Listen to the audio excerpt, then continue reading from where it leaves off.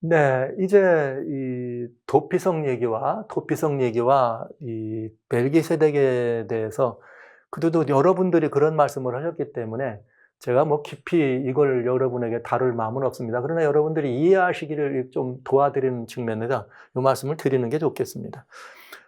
도피성에 대해서는 민수기 35장, 신명기 19장, 여호수아 20장에 나오는 얘기입니다. 그래서 제가 이 말씀을 여러분에게 좀 편하게 이렇게 알려드리려고 그래요.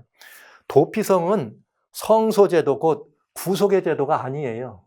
도피성은 사법제도예요. 사법제도. 말씀드린 대로 사법제도는 보혈이 없어요. 보혈이. 그러니까 성경 속에는 다양한 제도들이 있어요.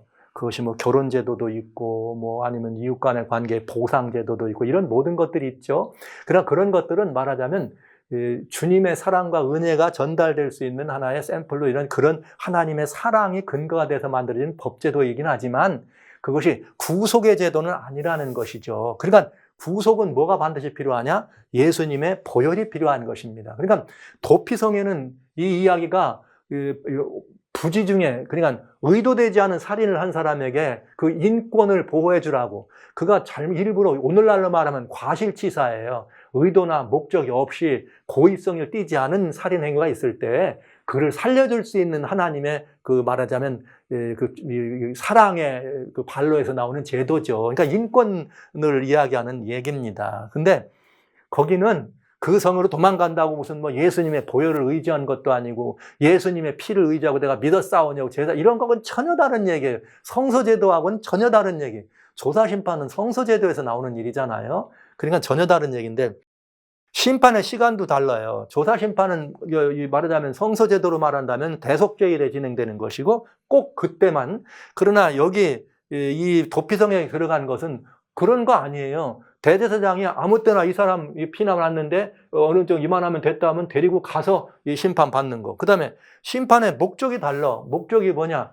이 사람이 진짜 죄를 진 사람이냐 아니냐 이런 것들을 이렇게 살펴서 그 사람의 뭘 살려주는 거예요? 인권을 위한 것이에요. 인권.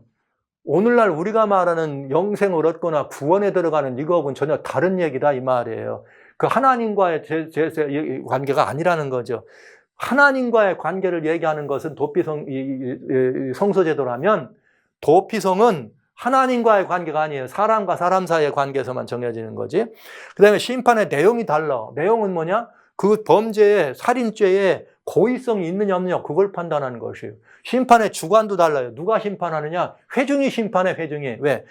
제사장이 데리고 가가지고 그 사람 도망쳐온 그 원래 집에 가가지고 마을 사람들 모아놓고 그 회중이 그걸 판단해요. 회중이. 그래서 죄가 없다 그러면 결과도 달라. 다시 도피성으로 가. 갔다가 대제사장이 죽을 때까지 있다가 다시 돌아옵니다. 아, 그럼 우리는 뭐 대제사장이 예수님이 말이야 제사장 일을 안 하고 심판장 옷을 갈아입을 때 뭐 예수님 이런 거하고는 전혀 상관이 없는 얘기라는 것. 그러니까 여러분 도피성하고 조사심판하고는 그런 비유가 되거나 이런 거하고는 전혀 상관없는 일입니다. 여러분 이 조사심판이 뭡니까? 회개한 사람들을 심판하는 거 아니에요. 회개한 사람. 이 사람은 지금 회개한 사람이 아니에요. 한마디로 말하면. 예수님의 보혈을 공로를 의지해서 피를 성막에 뿌린 사람 심판하는 거 아니잖아요. 그러니까 이거는 도피성은 전혀 얘기가 다르다는 얘기 말씀드리고 멜기세덱의 반차에 대해서는 하나님, 삼위 하나님과 관련된 이야기입니다. 제가 뭐 그냥 이 성경에 이 삼위에 관한 이야기는 많이 들어있지만은 그냥 삼위 하나님의 논쟁의 핵심은 예수님에게만 있죠. 그래서 예수님에 관한 이야기가 더 메인이기 때문에 중심이기 때문에 그런 일이 있는데 성경에 성자 하나님에 대해서 굉장히 은혜로운 표현이 있어요. 그게 뭐냐? 내가 오늘날 너를 낳았다. 여호와의 증인들은 이걸 보고 예수님이 피조물이라 그렇게 말하죠. 그건 하나님의 삼위 하나님을 모르는 이야기입니다. 내가 오늘날 너를 낳았다는 이 말씀은 예수 그리스도 본체야. 하나님의 본체시고 영광의 광채의 형상의 원래 본체요. 하나님과 어떤 분이 동등된 분입니다. 그러나 그분이 동등됨을 취하지 않은 거죠. 왜? 원래 하나님이 디모데전서 6장과 1장에 6장 17절부터 17절, 6장 15절 17절에 하나님은 빛 가운데 가시고 누구도 가까이 갈 수도 없어요. 본분도 없어요. 여러분 아시는 바대로 스랍 천사가 있죠. 보좌를 둘러싸이는 스랍 천사는 날개가 6쪽이에요. 눈을 가리고 보좌의 영광을 볼 수가 없어. 다음에 다리를 가리고 앞을 가리고 그냥 날르고. 그러면 여러분 그럴 정도로 교통을 할 수가 없어요. 그래서 하나님이 영광의 광채이신 하나님, 그러나 그 형제 하나님 아버지 하나님을 이렇게 우리들에게 드러내 주신 분이 아들 하나님이에요. 그래서 그렇게 아들 하나님으로 아버지 하나님을 드러내시는 사역이 있어. 그거를 표현할 때 내가 오늘날 너를 낳았다. 그런데 여러분 아시는 것처럼 그 사역은 왕의 사역, 제사장 중보 사역이에요. 선지자 말씀 사역이다. 예수님의 사역은 이렇게 말씀드린다는 거죠. 왕으로 오신 분, 제사장처럼 중보자로 하신 분, 이 선자. 그러니까 성자 하나님, 예수님은 존재가 태초에 말씀이 계시니라. 하나님 관계, 천재가 처음부터 영원한 때 전부터 영원한 때 끝까지 있으니까 예수님의 이 왕의 사역도 마찬가지고 제사장 사역도 마찬가지고 선지자 사역도 마찬가지고 특별히 제사장 사역을 얘기할 때 멜기세덱이라는 반차를 씁니다. 이 멜기세덱은 세덱 해가지고 이름이 창세기 14장엔 살렘의 왕이니까 그건 왕권을 말한 거고 의의 왕이란 말이 있어요. 그러니까 왜 의의 왕이냐? 멜기세덱은 제사장 하나님의 아들 하나님의 제사장 사역에 대한 예표예요. 그래서 히브리서 7장에 보면 아들 하나님과 방불하다는 말을 한 거죠. 그러니까 이게 무슨 말이냐면 멜기세덱은 아들 하나님이라 이런 뜻이에요. 그런데 그 하나님의 무슨 직분? 제사장 직분, 즉 하나님과 아버지와 피조물 사이에 중보자 역할을 하시는 이 아드님의 사역의 특징을 멜기세덱이라고 하신 것입니다. 그런데 이 사역에 이 땅에 우리가 오잖아요. 아담은 오실자의 표상이죠. 그럼 아담이 오실자의 표상이었던 것처럼 이 땅에는 늘 그 예수님 그런 오셔서 이 땅에서 애들 그런 남은 자손이 있는 거잖아요. 아담이 있었고 노아도 시작하고 아브라함도 있어요. 그런데 아브라함이 살렘왕 멜기세덱에게 11조를 드려 창세기 14장에 그때 멜기세덱이 등장해. 살렘의 왕입니다. 지극히 높인 하나님의 제사장입니다. 히브리서 7장의 2절에는 그는 살렘왕이요 의의 왕이다. 왜 의의 왕이라고요? 중보는 뭘 말하는 거예요? 관계를 말하는 거잖아요. 그냥 그 관계의 의로움이 중요한 거죠. 그래서 예수님이 여호와 우리의 의라고 하는 거예요. 의의 왕이신 거예요. 예수님의 예표입니다. 그런데 아브라함 시대 이후에는 예수님의 사역이 구분됐죠. 어떻게? 이제 인류가 늘어나고 그 이스라엘이라고 하는 민족적 이스라엘 선택되면서 왕의 계보는 유다가 맡았어요. 그 다음에 제사장 계보는 레위가 맡았고요. 그러나 이렇게 맡아졌었지만 아주 중요한 게 있어요. 이렇게 왕으로, 제사장으로, 선지자로 이 세 3대 사역에 계속 내려가지만 이런 모든 율법과 선지자는 어디까지예요? 요한의 때까지다. 여러분 그 후에 천국은 침노하는 자의 것이다. 이렇게 돼 있죠. 그런데 예수님이 오셔서 이것이 다 원형으로 오신다는 이야기가 어디에 있느냐? 스가랴 6장 12절로 13절입니다. 그때 순이라고 하는 자가 나타나서 어떡합니까? 하나님의 전을 다 이렇게 만들고 그 다음에 그 전에 앉아서 다스리고 왕이죠. 그 다음에 또 무엇도 하시고 제사장이 돼서 그 위에서 함께 평화의 언약이 있느니라. 할렐루야. 굉장히 중요한 예언이죠. 굉장히 중요한 예언. 그 말은 무슨 말이냐?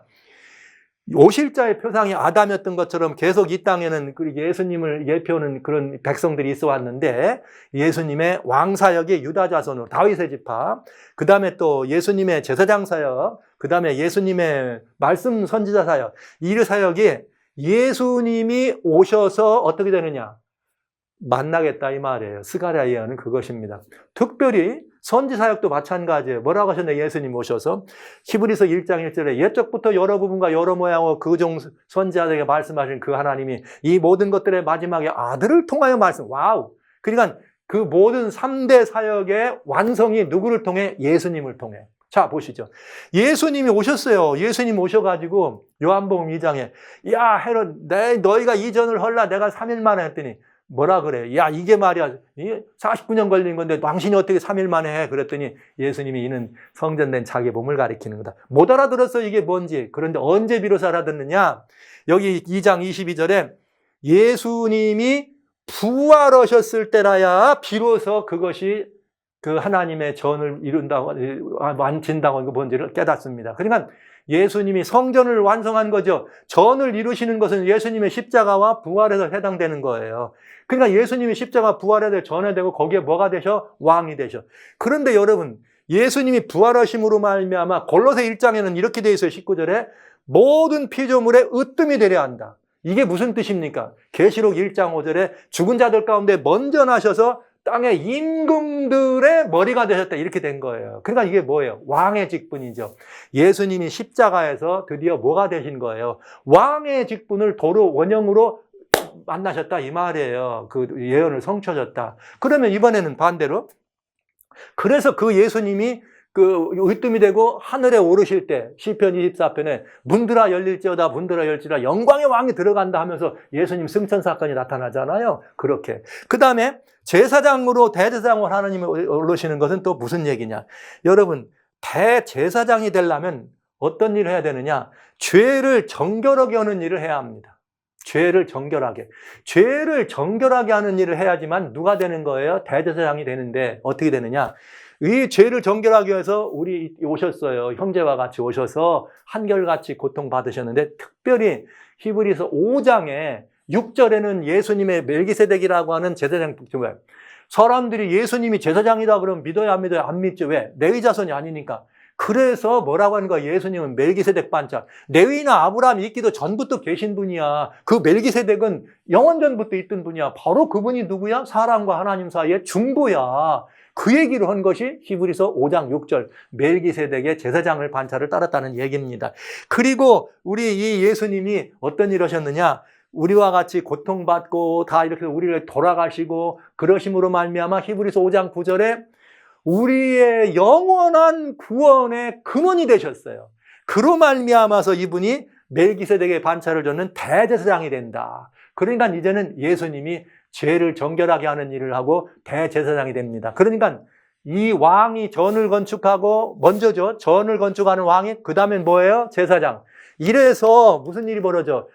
같은 우에 앉아서 다스리는 일이 벌어지는 거죠. 그래서 히브리서 1장에 주님 3절에 예수님이 죄를 정결하게 하는 일을 위하고 보좌에 앉았다. 그러니까 죄를 정결하게 하는 일은 무슨 일이에요? 제사장 일이죠. 이거 관련된. 그 다음에 히브리서 여기 8장 1절에 대제사장이 되어서 우em의 보좌 우편에 앉으셨다. 이게 그 말 아닙니까? 그리고 다 그 고난 여기에 따라가서 이뤄간다고는 이런 일이 다 무슨 말이에요? 왕으로 대제사장에 오르셨다 이 얘기 아닙니까? 그러니까 여러분, 예수님이 멜기세덱의 반차를 좇아서 뭐 이런 말은 이 삼위 하나님과 관련된 일이고요. 스가랴서 6장 12절로 13절에 예언의 정확한 성취가 십자가 이루어졌다는 사실입니다. 그래야지만 거기서 예수님은 왕이 되시고 또 그 위에 누가 계셔야 돼? 제사장들. 그래서 왕과 제사장이 합동되는 분이 누구예요? 예수님이에요. 왜? 3대 사역이 있다고 말씀드렸잖아요. 하나님의 뭘로? 이게 현현으로 그렇게 하셨다고요. 그런데 여러분, 재밌는 일이 있어요. 유월절은 뭐에 대한 예표인가? 예수님이 십자가에 돌아가시고 죽은 지 3일 만에 부활하십니다. 그러면서 누구든지 예수를 개인의 구주로 영접한 사람들은 다 누가 되는 거예요? 유월절에 참여할 수 있는 사람이 되는 거죠. 그분이 누구예요? 왕이니까. 그래서 여러분, 이 유월절은 전을 이루시고 하나님의 전을 이루시고 뭐 하는 거예요? 완성된 전을 이루시는 그 사건에 대한 예표. 그러나 전만 이루지 않죠. 무엇도 해야 돼요? 죄를 정결하게 하는 일을 해야 돼. 죄를 정결하게 하는 일은 언제 일어나요? 속죄일 아닙니까? 그러니까 여러분, 죄를 정결하는 일은 속죄일이고 임금의 하나님의 전을 세우는 거는 유월절이라고요. 그러니까 십자가에서 유월절과 속죄일은 만나는 거예요. 임금으로도 등극하게 되고 무엇도 되고요. 대제사장도 되는 것입니다. 죄를 정결하게. 그래서 부활하신 다음에 왕에 오르시는 거고 예수님이 십자가에 돌아가셔서 죄를 정결하게 하신 다음에 뭐가 되는 거예요? 대제사장이 돼서 이제는 우편 보좌에 앉으신 것이 예수님이에요. 거기서 예수님은 뭐 하는 거예요? 항상 우리를 위해 뭐 하시는 분? 간구하신다고 했지만 사실은 요한복음 16장 지난번에 말씀드렸어요. 여기 11절부터 27절에 우리가 나갈 때 어떻게 나가느냐? 예수님께 구하고 예수님이 하나님께 구하는 이게 아니라고요. 예수님이 뭐라고 했어요? 그게 아니고 너희가 나한테 구하는 거 내가 구하는 게 아니고 어떻게 하는 거라? 너희가 내 이름으로 아버지께 직접 나가라고 한 거예요. 직접. 여러분, 이게 대단히 중요한 얘기예요. 대단히 중요한 거. 직접 나가라고. 그래서 여러분, 이렇게 이 두 사건이 하나로 만날 수 있는 이유는 유월절과 대속제일이 시간적으로 이건 봄절기, 이건 가을절기라고는 시간적으로 연속되면은 그렇게 될 수가 없어요. 이것은 뭐냐? 두 개의 다른 사건이라고 해요. 구속에 굉장히 중요한. 하나는 예수님이 전을 완성하는 사건이고 또 하나는 뭐예요? 인류의 모든 죄를 정결하게 하는 두 가지 사건입니다. 그래야 스가랴 예언이 같이 맞닥뜨려진다 이 말이죠. 이것이 성경에 매우 중요한 것이 이 얘기를 이해하게 되면은 죄를 정결하게 하는 속죄의 원형은 십자가가 분명해지는 것입니다. 그래야 뭐가 되는 거예요? 그 위에서 보좌에서 함께 주님이 영원한 우편 보좌의 대제사장으로 앉는 일이 이루어지는 것입니다. 그래서 멜기세덱의 반차를 이해하시면 말기색의 반차를 이해하시면 조사심판은 설 자리가 없어진다고요. 아주 중요한 것. 제가 삼위관계 때문에 이 말씀을 안 드렸는데 그저 멜기세덱 얘기를 많이 하셨기 때문에 오히려 다행스럽습니다. 이 말을 제가 이렇게라도 드리니까. 그래서 예수님이 대제사장이 되고 우리는 누가 되느냐? 예수님이 대제사장이니까 우리가 하는 일이 뭐예요? 제사장 일을 해야 안 됩니까? 그래서 계시록 1장 6절에 주님께서 우리를 어떻게 해요? 피로 사서 제사장, 하나님 앞에 제사장으로 드렸다고. 그런데 무슨 제사장이냐? 베드로는 베드로전서 2장 9절에 왕 같은 제사장이다. 그러니까 여러분, 원래 왕과 제사장이 합동되게 의의 왕, 여기 왕은 살렘 왕을 말하는 거 아니에요. 의의 왕이에요. 의의 왕으로 제사장으로 한 건 누구의 예표? 예수님 예표. 멜기세덱의 반차예요. 그러니까 우리가 새 언약에서는 멜기세덱의 반차를 따른 왕 같은 제사장인 것입니다. 이렇게 해서 왕 같은 제사장이 되면 우리는 새 언약의 제사장이 돼. 그래 새 언약의 제사장이 돼서 여기서 그렇게 살아야지만 계시록 20장에 이 마지막 그 천년기 동안에 하나님 그 앞에서 우리가 왕 노릇하고 왕 같은 제사장까지 하지 않습니까? 우리에 관한 이야기인 것입니다. 그런데 어디서 그 일을 하느냐? 어디서? 이 땅에서 한다고요. 이 땅에서. 왜요? 이 땅이 여러분 하나님께서 이 땅에 피를 흘리심으로 온 우주에 있는 죄를 다 정결하신 거예요. 우리는 죄에 대한 정결에 대해서 충분히 이해할 필요가 있어요. 우리는 죄를 정결하게 했다 그러면 블러드 아웃, 그걸 다 없애버리고 뭘 어쩌고 이렇게 이해하는데 여러분 죄가 언제 없어집니까? 언제 죄가 정결하게 됩니까? 뭐 묻은 걸 빨아서 되는 거 그거하고 달라요. 죄의 정결은 참 이게 정말 구원의 이치입니다. 언제 이루어지는가? 둘 중에 하나예요. 하나는 용서의 주권자가 용서해버리든지 네. 그러면 용서했으면 죄는 더 이상 없는 거예요. 또 하나는 뭐냐? 죄진 사람이 죄값을 갚아버리든지 그러면 끝나는 거예요. 그런데 우리가 죄값을 인간이 죄의 삭신 사망을 내가 갚으면 사라지고 없으니까 하나님이 불쌍히 여겨서 아들 예수께서 대신 죽어서 대속 아닙니까? 내 죄값을 갚아줬으니까 나는 뭐 한 거예요? 용서가. 그게 죄의 정결인 것입니다. 죄는 용서받으면 끝장나는 거예요. 그런데 내 용서받은 죄가 기록에 남아있다가 그거를 없애는 사건이 있다고 말하는 것이 조사심판 아닙니까? 그건 죄의 정결에 관한 도무지 성서적이지 않은 이야기라는 것이요. 예. 그거는 성경하고 맞지 않는 얘기예요. 죄는 용서함으로 끝나는 거예요. 용서함으로. 그래서 예수님이 뭐라 그랬어요? 히브리서 9장과 10장에 여러 번에 걸쳐 다시는 속죄함이 없다. 내가 이제 왔으니까 내가 더는 속죄할 필요 없다. 왜? 우주의 모든 죄를 다 용서했어. 하나님께 갚았어. 하나님의 예수님이 하나님이 돌아가셨단 말은 우주 안에 누구의 죄든지 모든 죄를 다 어떻게 한 거예요? 용서하신 거예요. 그 모든 죄의 값을 갚으신 것이고 그러니까 다시는 뭐 할 필요가 없어요. 속죄할 필요가 없는 거죠. 그런데 무슨 남은 속죄를 또 해야 합니까? 이미 다 용서 안에 있는 사람들이. 우리는 그 용서를 받아들이기만 하면 된다는 사실을 왜 못 믿으십니까, 여러분? 우리는 그 용서를 받아들일 때 우리는 거듭난 사람이 된다는 걸 왜 못 믿으세요, 여러분? 하나님의 말씀이 너무나 분명하고 하나님 말씀이 이렇게 확실한데도 그래도 심판이 좋으니까 그렇게 조사심판이 좋으세요? 여러분 이제는 우리가 하나님께 직접 나가는 거예요. 예수님이 말씀하셨어요. 뭐라고 말씀하시냐면 너희가 내 이름으로 기도하면은 내가 여기 아까 말씀드렸지만 이렇게 자 이것을 너에게 비사로 말하는 거는 뭐냐? 내가 다시 비사로 하지 않고 아버지께 내가 이른다. 요한복음 16장에 22절부터 보시면 돼요. 27절까지. 26절. 그날에 너희가 내 이름으로 구할 것이요 내가 너희를 위하여 아버지께 구하겠다는 말이 아니다. 이게 무슨 말이에요? 내 이름, 예수님의 이름으로 아버지께 직접 나가라 이 말입니다. 이제 우리는 그런 특권이 있는 거예요. 그렇기 때문에 예수님이 열어놓으신 길을 따라서 휘장 안으로 들어가서 하나님 보좌 앞으로 나가는 것입니다. 그런데 거기 누가 계세요? 우염의 보좌에 누가 앉아 계세요? 예수님이 계시잖아요. 무얼로? 왕으로, 심판자로, 또 무얼로? 대제사장으로. 우리를 뭐 하시는? 중보하는, 죄삭을 치르신 분으로. 와우! 여러분, 이 사실이 그래 안 믿어지십니까?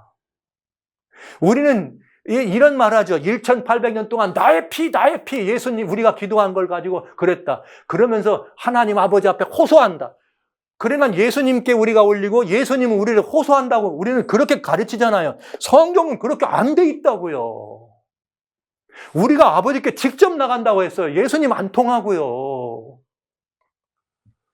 조사심판은 이렇기 때문에 무슨 일이 벌어지는가? 하늘성 저쪽 가서 예수님이 제사장 봉사를 하신다네. 새 언약의 제사장은 누군데? 우린데. 그러면 성경은 예수님이 하늘 보좌에 앉아서 우리의 간구를 직접 들어주시는 분이에요. 예수님이 누구시죠? 그는 영원하신 아버지입니다. 전능하신 하나님이고. 이사야서에 그렇게 말씀하셨지 않습니까? 평강의 왕이시고. 9장 6절에. 그래서 우리는 예수님께 직접 예수님의 이름으로 나가면, 예수님의 이름만 가지고 나가면 그게 어디예요? 제단이죠. 예수님을 영접하는 순간이니까.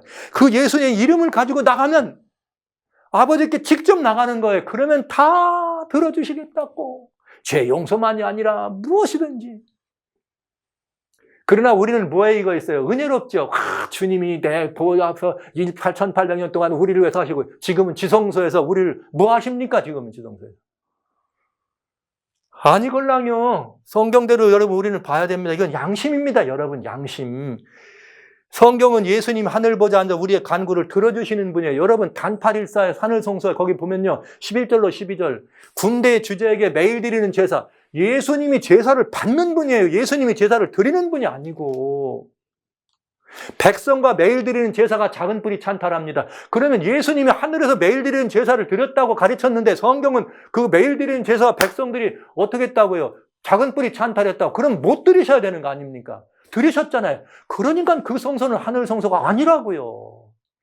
여기서 성경이 말하고 있는 교회 성소입니다. 영원한 때 전부터 예정된 것이에요. 구약은 성막 성소요. 성전 성소가 있었지만 신약은 예수님이 직접 자기 피로 세우신 하나님의 교회입니다. 여러분과 제가 온전한 교회고 우리가 뭉치면 또 큰 교회고요. 조사심판은 새 언약의 성소인 교회하고 그 다음에 성소에 우리라고 하는 제사장 봉사자를 없애버린 것입니다. 이래도 좋으십니까? 양심적으로 성경을 보면 이렇게 볼 수 있다고요, 여러분. 양심입니다. 저는 멜기세덱 반차에 대해서는 다시 말씀드렸습니다만 삼위 하나님과 관련된 것이기 때문에 제가 이 다시스로 가는 배에서는 다루지 않았어요. 그냥 매일 드리는 제사가 이게 드려진 걸로만 얘기했지. 그러나 성도 여러분, 기왕에 이 말씀을 하시고 이걸 가지고 저한테 공개 토론하자고 이런 분들이 나오셔서 오히려 고맙습니다. 그래서 제가 이렇게 좀 짤막하게라도 여러분에게 자세하게 말씀을 못 드리고 이거 자세하게 말씀 참 은혜롭죠. 저도 이거 가지고 한 주일 사경회를 했었으니까요. 여러분 굉장히 은혜로운 이야기인데 이 멜기세덱 반차 얘기를 하셨기 때문에 고맙습니다. 멜기세덱의 반차를 이해하시면 예수님이 십자가에서 완전히 모든 걸 성취하신 분이 정확하게 드러납니다. 거기는 유월절과 속죄일이 완성되고 하나로 되는 것. 이미 제가 책에는 유월절과 속죄일이 만난다는 말씀을 드렸어요. 속죄일에서 구원의 근거가 마련된다고. 여기 분명히 히브리서 5장 9절로 10절에 말씀하셨잖아요. 구원의 근거가 거기 마련됐다고. 그 다음에 또 뭐 하는 거예요? 이걸 개인의 구주로 영접하는 게 유월절이라고. 그럼 영접한 사람이 들어가는 게 성소 청막관 아닙니까? 거기서 주님과 더불어 살아갑니다. 그 성소의 첫관이 교회 아닙니까? 교회. 그러니까 신약 새 언약에서는 그 성소의 첫관이 교회. 교회가 예수님이 함께 하시는 것이라고요. 그러니까 여러분, 이 굉장히 이 중요한 이 성서적 가르침인데 조사 심판이 이걸 왜곡했습니다. 저는 분명히 말씀드립니다. 왜곡했습니다. 제가 이 말씀을 드릴 때 자꾸 이렇게 하면 안 되는데 이 말씀을 드릴 때마다 이렇게 제가 저도 모르게 이렇게 마음에 이렇게 이렇게 안에서 이런 그 불이 나오는 거는 저도 모르겠습니다. 제가 이걸 억제할 수 있는 게 아닌 것 같습니다. 우리 주님이 하나님이 되셔서 여러분과 저를 위해 돌아가셨습니다. 그런데도 불구하고 온 우주간에 아직도 뭐 해야 될 속죄할 일이 남았다고 생각한다면 주님이 얼마나 근심하실까요? 우리 주님 근심케 하지 마시고 여러분 영원한 속죄를 이루셔서 다시는 더 이상의 속죄는 없다는 사실을 믿어주시기 바랍니다. 제 얘기가 아닙니다. 다시는 속죄가 없다고요. 히브리서 9장과 10장에 여러 번 다시는 속죄가 없다. 영원히 용서하셨다. 죄를 영원히 종결하셨다고. 제사가 없다고.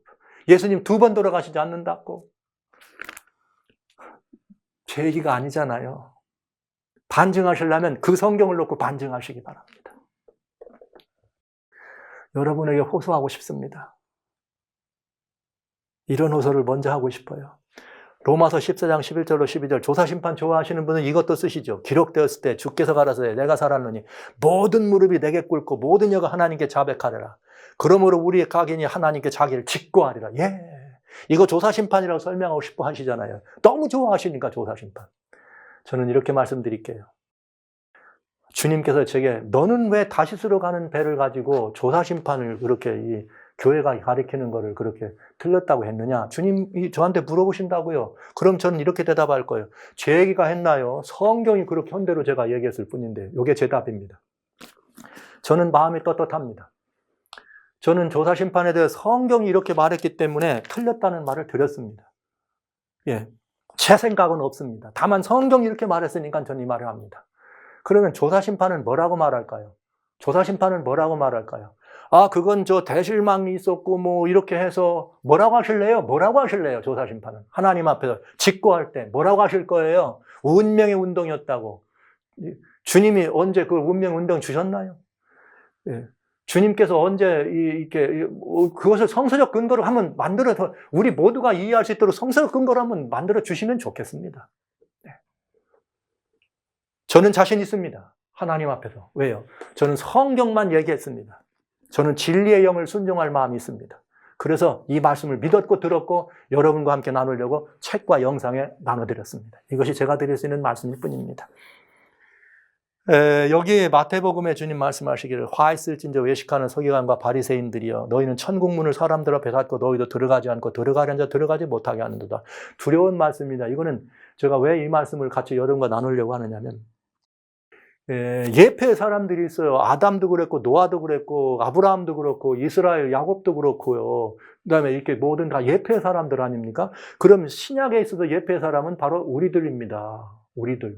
그러면 우리들이 잘못 알면 큰일 나요. 구약의 이스라엘의 서기관과 바리새인들이 성경에는 박사였어요.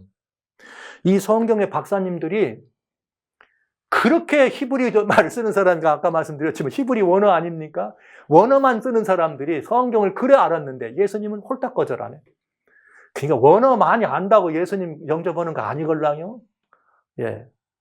여러분, 여기 나와 있잖아요. 성경 그냥 내 인위적으로 하나님 말씀하셨는데 그 말씀을 순종치 않으면 그건 미혹의 영이에요. 안 듣는 거죠. 예수님 오셨을 때 그랬잖아요. 예수님 오셨을 때. 이 화 있을 때 이 바리새인들아 말이야. 이 서기관들아. 예수님이 그렇게 말했잖아요. 너희가 어떻게 사람의 계명으로, 사람의 유전으로 계명을 삼아 가르치냐. 성경 말씀으로 한 게 아니라 이 말이죠. 그래서 만약에 이게 우리들에게 해당된다면 우리도 이 부분에 대해 책임이 있다. 지난 176년 동안 이 조사심판을 가르쳐왔고 배웠고 사람들에게 얘기했으니까 그래서 이것 때문에 사람들이 교회를 거절했다면 작년, 재작년, 그 이전에 미니스트리지에 이 교회를 떠나는 사람들이 연간 40%씩 교회를 떠납니다. 그 말은 무슨 말이냐면 들어오는 분들도 있지만 40% 이상이다가 40%, 45%. 그게 보고돼 있어요, 미니스트리에. 근데 그 나가는 이유 중에 제일 큰 게 뭐냐? 예언의 신이고 두 번째가 조사심판이에요. 안 믿어진다고. 성경하고 다르다고. 그런데도 우리는 계속해서 옳다고만 해요. 성경하고 다른 게 분명한데도 그렇게 말한다고 옳아집니까, 여러분? 이건 굉장히 중요한 문제라는 말을 생각하시면서 저는 마지막으로 여러분께 호소하려고 합니다. 제가 다시스로 가는 배에다가 이 말씀들을 기록하고 영상으로 올린 데는 여기 6가지, 이거밖에는 다른 목표가 없다고 말씀드릴게요. 저는 호소드리고 싶습니다. 첫째, 성경으로 돌아가야 합니다. 이것으로 진리의 영을 알 수 있다. 말씀이 말을 명하시면 들으셔야 돼요. 이 성경으로 돌아가는데 왜 누가 여러분의 구원을 책임집니까? 여러분의 운명을 누구한테 맡깁니까? 개인적으로 살펴봐야죠. 성경으로 돌아가야 합니다. 성경으로 돌아가야 합니다. 성경대로만 살면 각인이 직고할 때 하나님 앞에도 할 말이 있어요. 주님이 성경에 해놨으니까 이래도 살았다고 할 수 있잖아요. 두 번째, 저는 이 성경으로 돌아가면 예수님께로 완전히 돌아갈 수 있습니다. 제 사역의 정말 중요한 제 목표는 오로지 하나, 예수님께로. 그분은 우리 하나님이십니다. 그 하나님이 저와 여러분 위해 돌아가셨어요. 그런데 뭐가 필요해요, 여러분? 하나님이 돌아가셨다는데 저는 여기에 다른 아무것도 여기에 저는 이의도 무슨 불만도 있을 수 없습니다. 그냥 죽었다 하고 여기 따라갈 만밖에 없습니다. 예수님께로 돌아가야 합니다. 예수께로.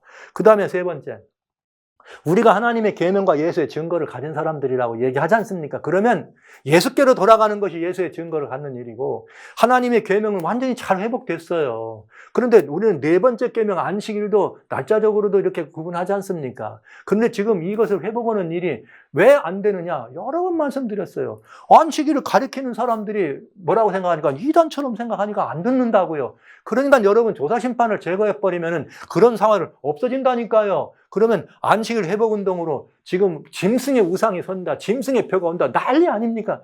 우리 교회 맨날 말만 나오면 일요일 협령 안 합니까? 뭐로 일요일 협령을 막을 수 있어요? 안식일 아닙니까?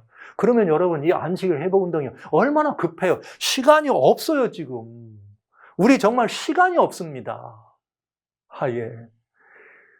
그래서 이 성도 여러분, 우리는 시간이 없기 때문에 빨리 회개하고 니느웨로 가야 합니다. 사람들이 다 거짓 미혹의 영으로 인해서 죽어갑니다. 이 미혹의 영에 빠져 있는 78억 인구가 있습니다. 그 중에 하나님을 아는 사람들, 예수님을 아는 사람들이 30%, 약 25억. 네, 그밖에 안 됩니다. 나머지 여러분 50억 이상의 사람이 예수님 없이 돌아가십니다. 이대로 보고 계실 겁니까, 여러분? 니느웨로 가야 합니다. 그리고 마지막 하나 더 드린다면 자신의 구원을 교회에다 맡기지 마세요. 교회가 구원 주지 않아요.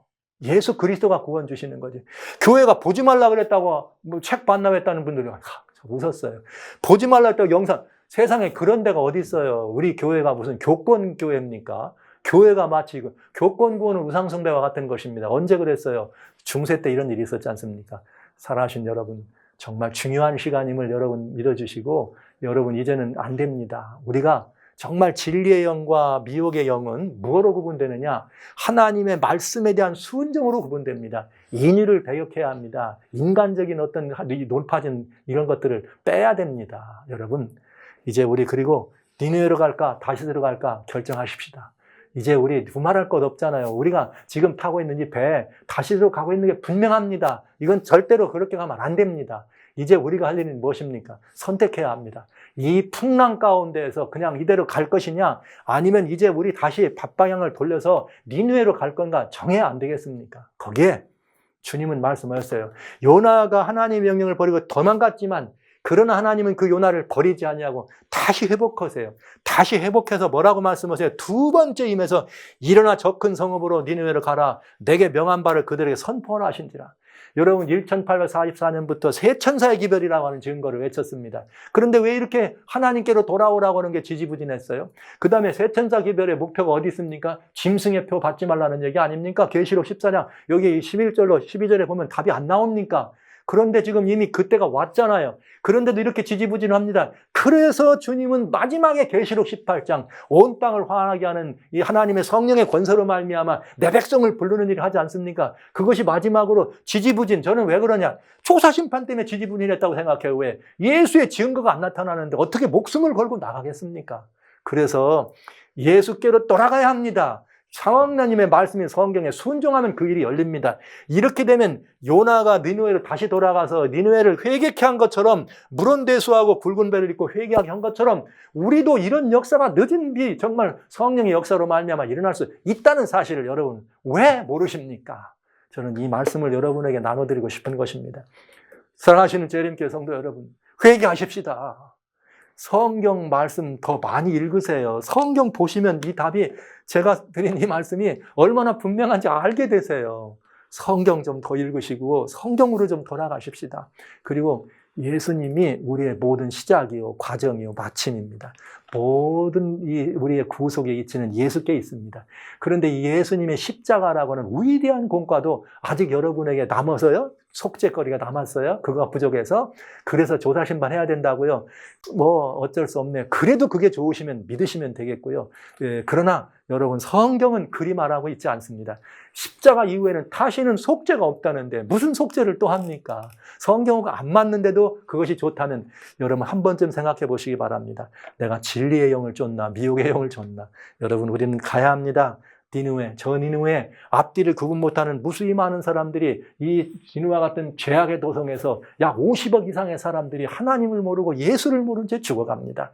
이대로 보실 거예요? 안 되잖아요. 돌아가야 합니다. 이늘나게 가려면 내가 오늘 지금 나를 위하여 보좌에 서 계신 스데반이 본 그 예수를 보는 사람만이 이 자리를 강차고 나갈 수 있어요. 스데반이 본 그 예수님을 보는 사람만이. 스데반이 그때 본 거 왜 우리는 못 봅니까? 이 신약의 모든 교인들이 그 모습을 보면서 왔는데, 그런데 우리는 뭐 하고 있어요 지금? 스데반이 본 예수님을 봅니까? 아니면 심판한다고 지금 이 책 펴놓고 있는 그런 우리의 그 허상을 쫓는 심판대에 서 있습니까? 그건 안 되죠. 여러분 사랑합니다. 우리 함께 말씀으로 돌아가고 예수께로 돌아가서 이 운동 마치도록, 여러분 이 운동 마치도록 마음에 결심해 주시길 간절히 소원합니다. 여러분 그날이 심히 가깝습니다. 이렇게 망설일 시간이 없습니다. 이 조사 심판대에서 다 내려오셔서 지금 나를 위해서 정말 우편 보좌에 서서 서성거리신 예수님을 바라보시고 목숨 걸고 우리 예수 증거하고 하나님의 계명 증거하면서 이 땅의 사람들을 예수께로 인도하는 일에 앞장서지 않으시겠습니까? 여러분 모두가 다 그리 되주시기를 바라는 마음으로 다시스로 가는 배를 보여드렸습니다. 이제 저는 이 문제에 대해서 누가 뭐라고 말해도 저는 말대답할 일이 없어요. 성경이 다 여기 기록되어 있기 때문에 저는 할 말이 없고요. 속이 상하고 화가 나걸랑 여기에 나와 있는 성경한테 대드시기 바랍니다. 저는 이만 이 문제에 대해서 그만 모든 것을 덮고 여러분 은혜의 보좌 앞으로 여러분을 이끄는 그 일이 제가 할 일이었고, 제가 이미 여러분의 이 말씀을 드린 이유는 저는 마음의 심령의 깊은 부담을 다 내렸습니다. 그리고 얼마나 정말 주님의 은혜 때문에 늘 감격스럽게 살아왔지만 이 짐을 벗은 마음 때문에 그동안 지난 정말 오랜 사역의 기간 동안 지었던 무거운 짐을 벗고 나니까 이래 더 이 심령의 평화를 누릴 수가 없네요. 여러분 이 안에 함께 참여해 주시기를 주의 이름으로 축원합니다. 모든 말씀 마치도록 하겠습니다. 참 감사합니다. 여러분 참 감사합니다. 그동안 어떤 분들이 책도 보고 영상도 보고 제게 메일로 정말 이 주님의 깨달음에 대해 감격하는 많은 분들이 계셔서 정말 저도 행복했고 본인들도 정말 기쁨을 누리는 그런 과정을 가져줘서 참 감사하고, 여러분도 참여해 보시기 바랍니다. 그래서 명실공히 재림교회가 예수님의 재림을 촉진시키는 일에 정말 앞장선 훌륭한 교회가 되고, 여러분이 그 교회의 중심이 되어서 칭찬받는 그리스도인의 자리, 하나님의 은혜의 면류관을 여러분 모두가 다 썼으면 참 좋겠습니다. 그 자리에 여러분 함께 초청합니다. 참 감사합니다. 정말 감사합니다. 네, 여러분들이 많이 궁금했습니다. 이 다시스로 가는 배에 대한 책을 좀 어떻게 하면 볼 수 있겠느냐. 그래서 다시스로 가는 배를 이제 여러분들에게 관하면 이메일 baxmission@gmail.com이나 저희 웹이 뭐 초라하지만 저희 작은 웹이 있습니다. baxmission.com이라고 하는 이 웹에 들어오셔서 이메일이든지 웹이든지 웹엔 뭐 이 나눔방이나 이런 곳에 들어오셔서 성함과 주소, 전화번호만 알려주시면 바로 발송해 드리도록 하겠습니다. 한국도 마찬가지고 미국도 마찬가지입니다. 또 어떤 분들은 또 바쁘신 분들을 위해서 이북으로도 구독할 수 있도록 여러분들에게 이 조처를 하겠습니다. 그래서 어떤 것이든지 이 시간 이후에는 여러분들이 연락을 주시면 여러분의 연락 주시는 대로 이 부분들을 나누도록 그렇게 하겠습니다.